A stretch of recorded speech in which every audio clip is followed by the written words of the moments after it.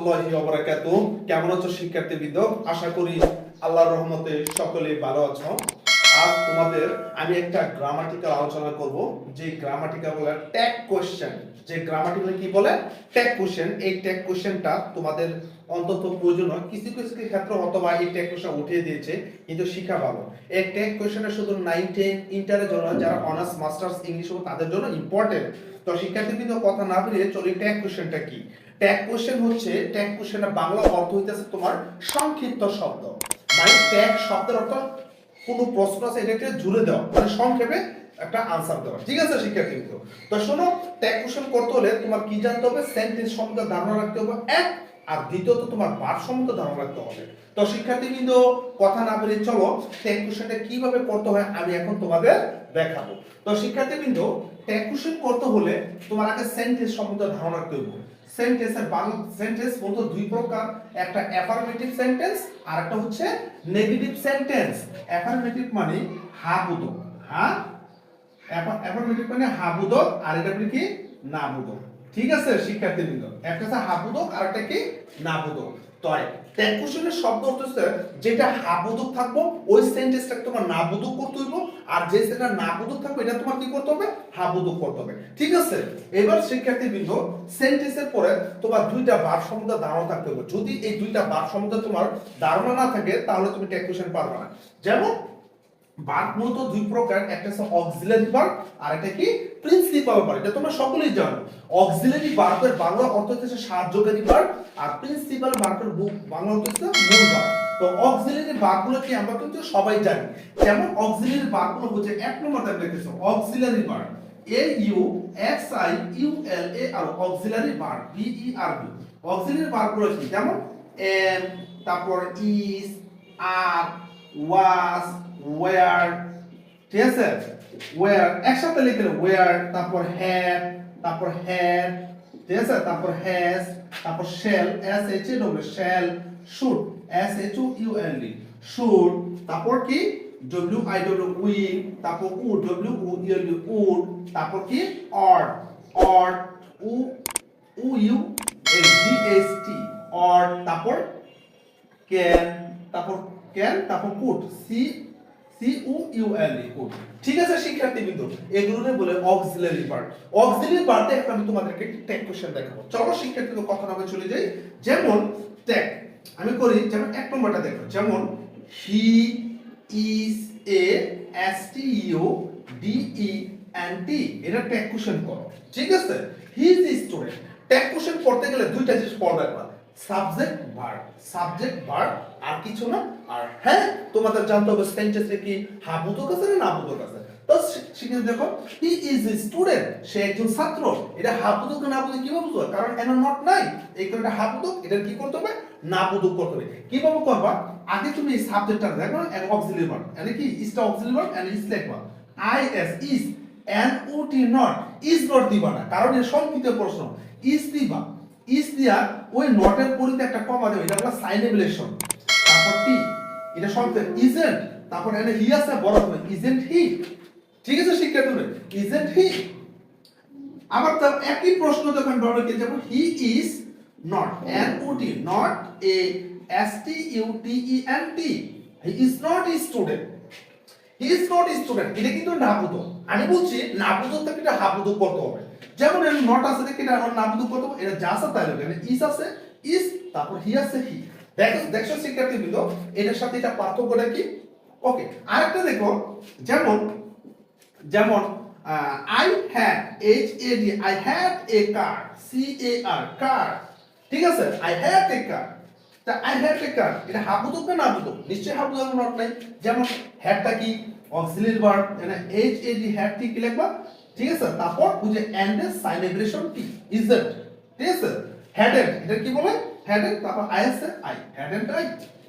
যেমন আরেকটা দেখো, যেমন এদিন বলি I had H A D I had not N O T not a car. ঠিক আছে? এটা কি তোমার শিক্ষার্থী, এটা কি তোমার না বোধক না? অবশ্যই না বোধক, এর নট আছে। এবার এটা হ্যাঁ বোধক করো, যা আছে তাই, এইচ এ ডি হ্যাড, তারপর আই এস আই প্রশ্নবোধক ছিল। ঠিক আছে শিক্ষার্থীবৃন্দ? তো এখানে যতগুলো ভার্বই থাকবে তুমি এইভাবে করো। হাবুদক হলে আমরা আর এন, ইজ থাকলে ইজেন, আর থাকলে আর এন, ওয়াজ থাকলে ওয়াজেন, ওয়ার থাকলে ওয়ার, হ্যাড থাকলে হ্যাডেন, হ্যাড থাকলে হ্যাজেন, তারপর শ্যাল থাকলে শ্যান, শুড থাকলে শুডেন। এইভাবে সব উন থাকলে ওন, উড থাকলে ওডন, অর থাকলে অর্ডেন, ক্যান থাকলে কান, ওর থাকলে কোডন। যদি না নাবুদক থাকে এইভাবে উচ্চারণ করবা, ঠিক আছে? তো অক্সিলারি ভার্ব দিয়ে কিভাবে করতে হয় আশা করি আমি তোমাদের কি বুঝাইতে পারছি, ঠিক আছে শিক্ষার্থীবৃন্দ? এটি হচ্ছে অক্সিলারি ভার্ব। এখন আমি তোমাদের একটু দেখাবো কি, এখানে একটু দেখাই। 2 নম্বরে কি আমি করব কি, তোমার principal verb, P R I N C I P L A, principal V E R B, principal verb, ঠিক আছে শিক্ষার্থীবৃন্দ?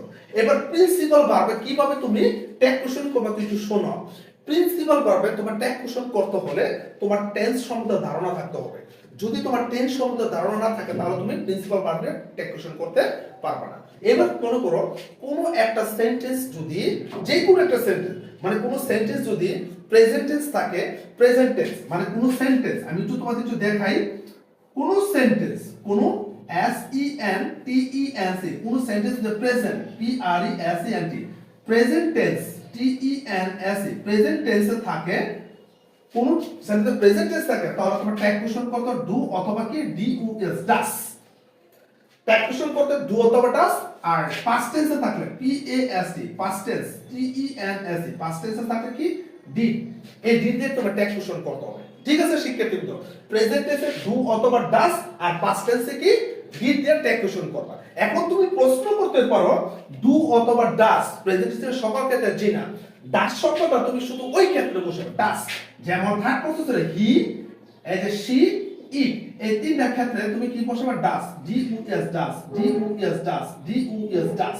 এই তিনটা হি শি এর ক্ষেত্রে ডাস বসে, ঠিক আছে শিক্ষার্থীবৃন্দ? যেমন আমি একটা উদাহরণ দেই, যেমন I E A T, I eat rice, R I C E rice, আইটা ট্যাগ কোশ্চেন করো। এনে কিন্তু অক্সিলারি ভার্ব নাই, এনে প্রিন্সিপাল ভার্ব আছে। আই ইট রাইস এটা কোন টেন্স? এটা প্রেজেন্ট টেন্স, তাহলে ইট আছে।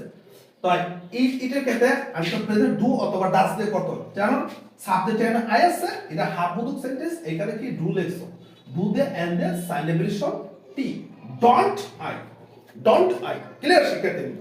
যেমন আরেকটা দেখো, যেমন I eat, E A T, I eat not, and would not rice, আমি ভাত খাই না। তো এটা কি না বুঝো, যেহেতু এটা প্রেজেন্ট টেন্স এখানে কি এটা তো do I, D O do I, ঠিক আছে শিক্ষার্থীবৃন্দ? বুঝতে পারছো? আচ্ছা, তারপর আরেকটা জিনিস খেয়াল করো, যেমন হি একটা দিয়ে বোঝায় he E A T, he eats rice, R I C E, he eats rice, he eats rice, এটা প্রেজেন্ট ফর্ম।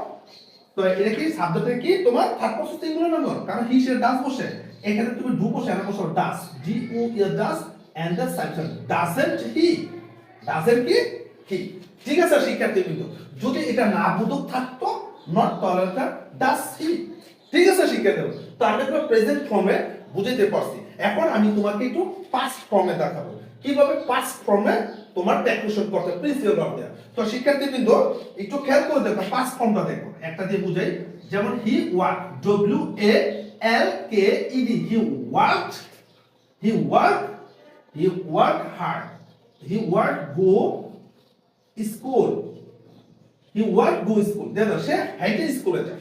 এই যে শিখে এটা প্রেজেন্ট টেন্স না পাস্ট ফর্ম, বারটা কিন্তু পাস্ট ফর্ম, এই যে কি আছে ইডি আছে, ইডি থাকলে পাস্ট ফর্ম, এই কারণে পাস্ট ফর্ম দিয়ে ডু দিয়ে ডিড দিয়ে বসে, দিয়ে যে ডিড সাইলেবরেশন এন্ড এই যে ডিড লিখবা, তারপর এন্ড দ্য সাইলেবরেশন ডিডেন্ট, তারপর হি আছে হি, ডিডেন্ট হি, পাস্ট ফর্মে ডিডেন্ট হি, পাস্ট ফর্মে কোনো ধরা বাঁধা নাই। তোমার হি শাল থাকো সিঙ্গুলার যে কোনো থাকো, পাস্ট টেন্সে তুমি ডিড দিয়ে ট্যাগ কোশ্চেন করবা। তো নিশ্চয়ই এটা হাবুদো কাছে থেকে নাম দাও ডিডেন্ট, ডিডেন্ট, তারপর আমরা সাবজেক্ট হি আছে হি। যদি এটা তোমার না বুঝুক থাকতো, যেমন একটু আমি এখানে, যেমন এটা আমি এখানে আছি, ঠিক আছে? যেমন he walk, W A L K E D, he walk to go to কি স্কুল, এস ডব্লিউ স্কুল। এটা কি হবে শিক্ষার্থীবৃন্দ? এটা কিন্তু হি ওয়ার্ক নট, এনা নট দিয়ে দিলাম, নট আছে, এটা কি না বুঝুক, এটা না বুঝুক আছে দেখবে, কারণ সাবজেক্টটা কি পাস্ট ফর্মে আছে। পাস্ট ফর্মে তোমার সবসময় কি করতে হবে, ডিড দিয়ে করতে হবে। যেহেতু এটা না বুঝুক আছে, হাবুদুক বলে শুধু ডিড দিয়ে দিবা, দিয়ে ডিড এন্ড দ্য সাইলেবরেশন টি, ডিডেন্ট, আর এখানে হি আছে হি, বাস স্পষ্টমত ছিল দিয়ে দিবা, ঠিক আছে শিক্ষার্থীবৃন্দ? Tag question all score complete, no class, আর কোনো ক্লাস নেই, বাস এই সিস্টেম ওর একটা ট্যাগ কোশ্চেন কমপ্লিট করে শেষে, ঠিক আছে শিক্ষার্থীবৃন্দ? তো শিক্ষার্থীরা আজকে এই পর্যন্ত থাকবে। টাকুশের সম্পূর্ণ দেখাই দিলাম, তোমরা এই নিয়মটা প্র্যাকটিস করো। হ্যাঁ, প্র্যাকটিস করো, তোমার আশা করি তোমাদের অনেকটা উপকার আসবে। আমি মামুন স্যার আগামী ক্লাসে আরো অন্য গ্রামাটিক্যালি আমি হাজির হবো। আসসালামু আলাইকুম ওয়া রাহমাতুল্লাহি ওয়া বারাকাতুহু।